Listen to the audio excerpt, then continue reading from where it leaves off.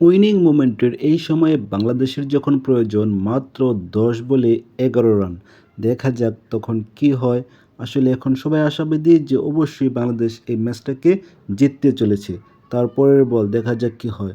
O my goodness! পরবর্তী বল থেকে কিন্তু মাত্র একটি রানই সংগ্রহ করতে পেরেছে। এখন প্রয়োজন মাত্র ৯ বলে ১০ রান। পরের বল এবারে কিন্তু আউট হয়ে গেলেন ঋতুমণি। ঋতুমণি কিন্তু আউট হয়ে গিয়েছেন। কিছুটা চিন্তার বাজ কিন্তু বাংলাদেশ শিবিরে নেমে এসেছে। এখন প্রয়োজন ৮ বলে ১০ রান। পারবে কি বাংলাদেশ এই ম্যাচটাকে জিততে? পরবর্তী ব্যাটার হিসেবে এসেছেন রাবিয়া। দেখা যাক রাবিয়া কি করে।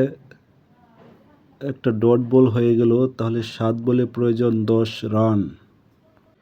পরবর্তী বল দেখা যাক কি হয়। পরবর্তী বলটা কিন্তু একটা সিঙ্গেল হয়ে গেল। এখন প্রয়োজন ৬ বলে ৯ রান। পরের বল এবারে কিন্তু আবেদন করা হয়েছে এবং কি আম্পায়ার কিন্তু আঙ্গুল উঁচিয়ে বললেন আউট। এই মুহূর্তে কিছুটা চিন্তার বাজ বাংলাদেশ শিবিরে একের পর এক উইকেট পড়ে যাচ্ছেন। পরের বল দেখা যাক এবারে কি রান আউট হওয়ার সম্ভাবনা আছে কিনা। দেখা যাক, চেক করা হবে রান আউট হয়েছেন কিনা। ও নো! রান আউট হয়ে গেলেন। দুঃখজনক, খুবই দুঃখজনক, রান আউট।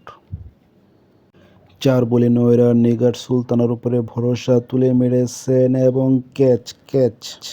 শেষ মুহূর্তে এসে একের পর এক উইকেট পড়ে যাচ্ছে বাংলাদেশ দলের। ৩ বলে প্রয়োজন এখন মাত্র ৯ রান।